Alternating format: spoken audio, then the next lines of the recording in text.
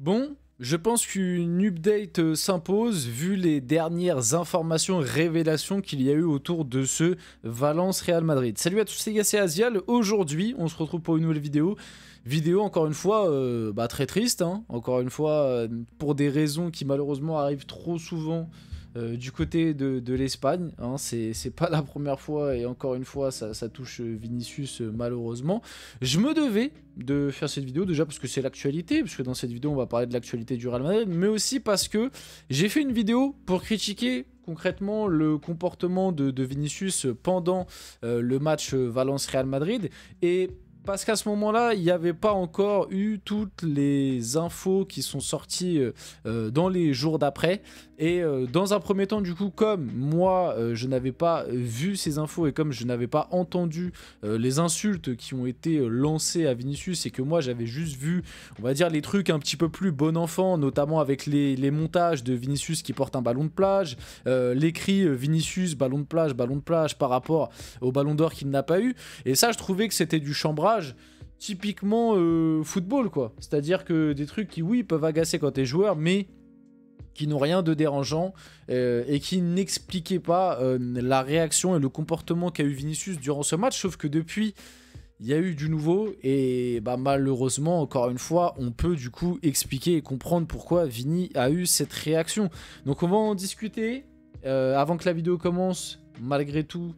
Mais même si, bon, en vrai, dans ce style de vidéo, est-ce que vraiment on doit demander des likes? Je sais pas, oui, en vrai, n'hésitez pas à liker, justement, et partager surtout, pour que un max de gens le voient, et puis après, je pense pas que, malheureusement, je pense pas que c'est ma vidéo qui va faire bouger les choses, hein. Déjà que Vini essaye un maximum de faire bouger les choses et que ça ne bouge pas, mais ouais, du côté de l'Espagne, ce serait quand même bien, et notamment dans certains stades, qu'il se passe des réelles sanctions, parce qu'à chaque fois, ça touche les mêmes stades et les mêmes joueurs. Ça commence à devenir chiant, enfin même plus que chiant, ça commence à... Ouais, c'est insupportable, c'est inacceptable, bref, vous l'avez compris.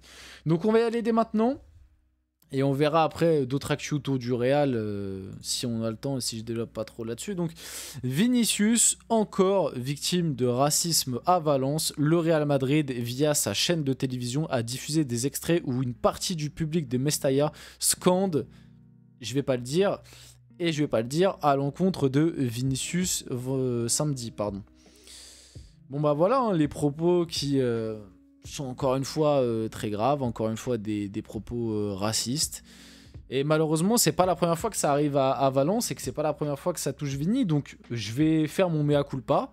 Et en fait, tout ce que j'ai dit dans ma vidéo où je critique le comportement de Vini, que c'est un comportement qui n'est pas forcément acceptable, etc., qu'on l'a senti directement tendu, tout ça, et bah quand tu prends en compte les insultes qui ont été scandées, alors je ne sais pas si les insultes ont été scandées dès le début du match, je ne sais pas si Vini a été directement colérique par rapport à ça, ou si il a été colérique et le public en contrepartie du coup a voulu encore plus le faire disjoncter en scandant ce style de choses. Ça je ne sais pas, mais la seule chose que je peux dire c'est qu'encore une fois c'est inacceptable, et on espère, et j'ai l'impression qu'on dit ça tout le temps, mais on espère que déjà du côté de l'Espagne, ça va un petit peu se réveiller, parce que c'est pas la première fois que ça arrive du côté de l'Espagne, et on a l'impression que du côté de l'Espagne, c'est quelque chose de clairement répandu et normal, limite ça les fait rire, pas tous, mais certains, la plupart, voilà, quand on pense à tout ce qui s'est passé avec Vinicius du côté des stades espagnols, quand on pense même aux France-Espagne des streamers, ce qui s'est passé. Encore une fois, c'est pas normal, c'est inadmissible. La Liga, on a l'impression qu'ils n'ont pas envie de bouger. Les clubs n'ont pas envie de bouger. Va falloir se réveiller. Réveillez-vous. Vraiment, réveillez-vous, parce que avoir ce style... Moi, comme je vous l'ai dit, le chambrage, il n'y a pas de problème. Et en plus, la vidéo que j'ai faite, du coup, elle est très bien. Parce que moi, j'ai fait ma vidéo sans avoir vu tout ça, parce que le soir du match, tout ça n'était pas sorti, et personnellement, quand j'ai regardé le match à la télé, j'ai pas entendu les insultes, les commentateurs en ont pas parlé, en après-match ça en a pas parlé, même Vini, tu vois, par rapport à son tweet qu'il a fait, il en a pas fait mention.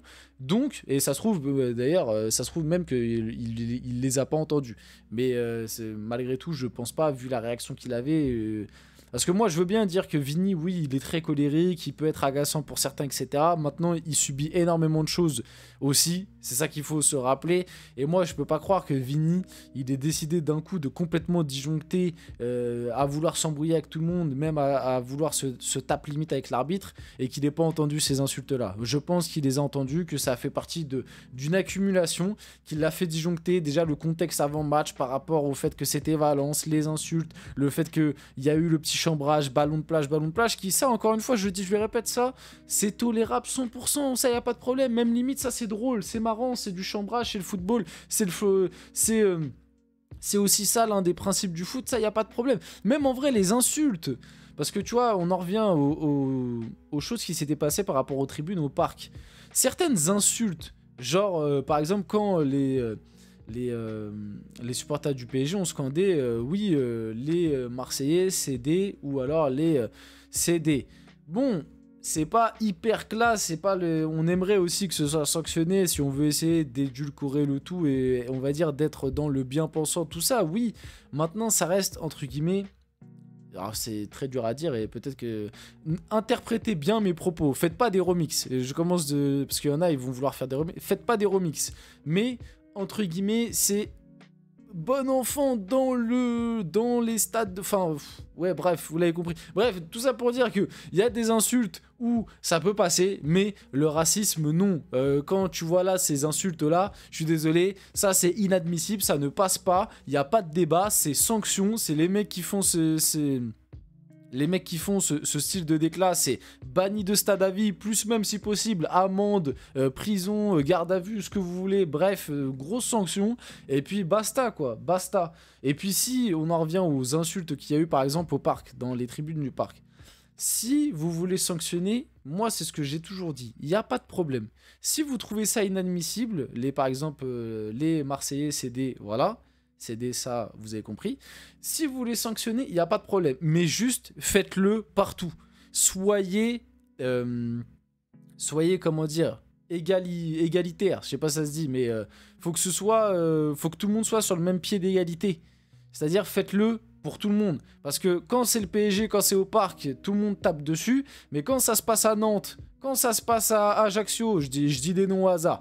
Quand ça se passe à Lyon, parce que bon, les Lyonnais, ils sont culottés. Parce que vite fait, là, c'est un truc qui a rien à voir. Mais j'avais ça sur le cœur, je le ressors. Parce que les dirigeants lyonnais qui se sont barrés en plein match, parce qu'ils ont entendu les Lyonnais, c'est des ça, voilà.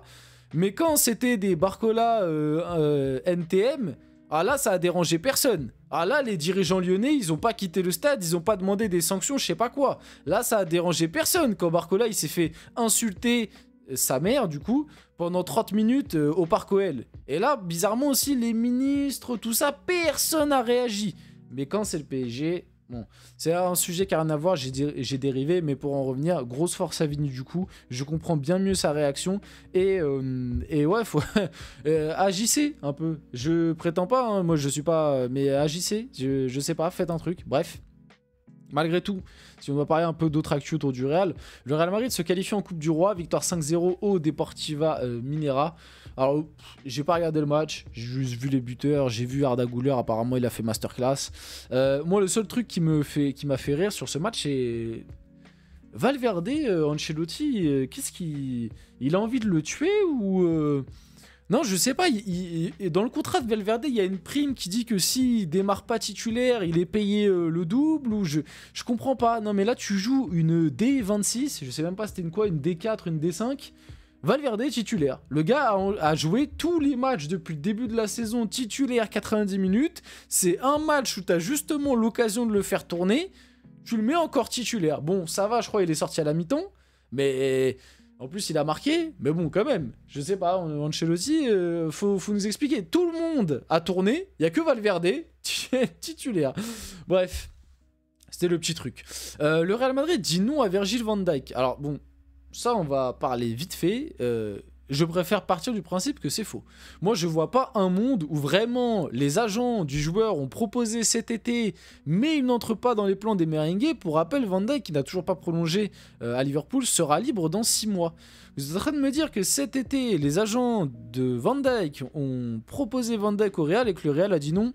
alors qu'il était gratuit dans un an et que le Real connaissait très bien la situation. Quand on voit ce qu'ils sont en train de faire avec Davis et Trent, Alexander-Arnold, j'ai quand même beaucoup de mal à croire à cette info. Donc soit Van Dijk, il a jamais été proposé au Real et c'est du bullshit, soit non mais j'ai juste pas envie de croire à cette info.